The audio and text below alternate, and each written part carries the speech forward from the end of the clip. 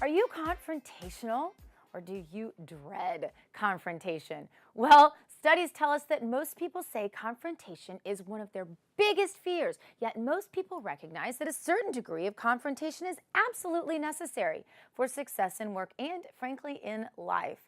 So, what makes a successful confrontation?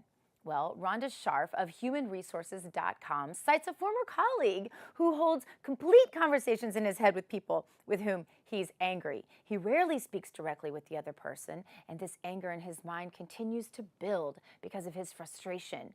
Yet he never lets the other person know that he's even frustrated, and subsequently he gets angry. His conflict avoidance almost cost him his marriage because he didn't let his wife into the conversations he was having with her in his head.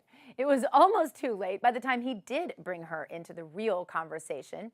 His need to avoid confrontation is so strong that he has a safe confrontation in his mind and feels that he's dealt with the issues. Have you ever done this? As you can imagine, this doesn't really work, especially for the other person involved who's not getting to participate in the conversation going on inside of your head. Are you guilty of holding mental conflicts and confrontations? Well, Scharf says that many people are uncomfortable when it comes to confrontation. I understand the concept of having the conversation in your head so you can kind of plan out what you want to say and how you want to say it. Sometimes these mental conversations are enough to settle the issue as you realize you're making too much out of what could be otherwise maybe a simple situation. Many of us have spent hours lying in bed at night having conversations, I'm guilty of this, with people who we're angry with and we're frustrated. But you know what? This practice not only disrupts your sleep and your attitude and your health, it never resolves the issues. It's potentially damaging to your relationships. Now, don't misunderstand. You don't need to confront every action. If you have the conversation once in your head, don't worry about it. If it comes back to you and you have it again, perhaps start thinking about holding a real conversation rather than the one in your head.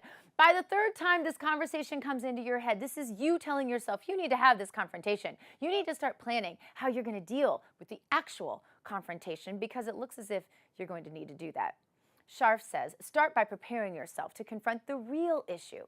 Be able to state the issue in one or two unemotional, factually based sentences. For example, assume you want to confront your coworker for taking all the credit for the work that the two of you have done together on a project. Instead of saying, you took all the credit, blah, blah, blah, blah, and venting your frustration, which is what you might say in your mind, rephrase your approach using some guidelines. Say instead, it looks as if I played no role in the Johnson account.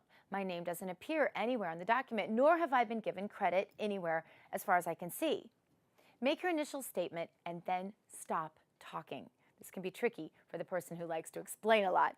When the person you're confronting responds, allow them to respond. It's a human tendency to kind of talk over them, but don't make the mistake of adding to your initial statement just to further justify what you've already said. Defending why you feel the way you do will generally just create an ensuing argument. And in fact, Scharf says that you should leave feelings out of the conversation altogether because feelings are the one thing in all of this that is very disputable. So use facts. Say what you want to say and then allow the other person to respond, especially if you've probably held the conversation in your head a few times. You may think you know what the other person is going to say, but it's a mistake to jump to that point before you've actually given them the opportunity to say what they want to say.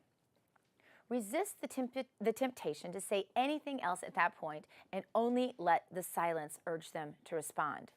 Avoiding arguing during a confrontation is an important part of this. It means that you say what you have to say, you listen to what they have to say, and many times it actually ends right there. Do you need to prove the other person right or wrong? Does someone have to ultimately take the blame, or can you get your frustration off your chest and just move along?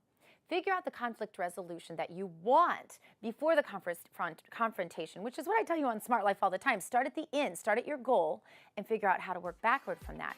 So if you make your initial statement and that person responds, that may be all that needs to happen. And you may avoid the argument, and you may avoid that awful blood pressure raising part of the conversation that makes you feel defensive and hostile.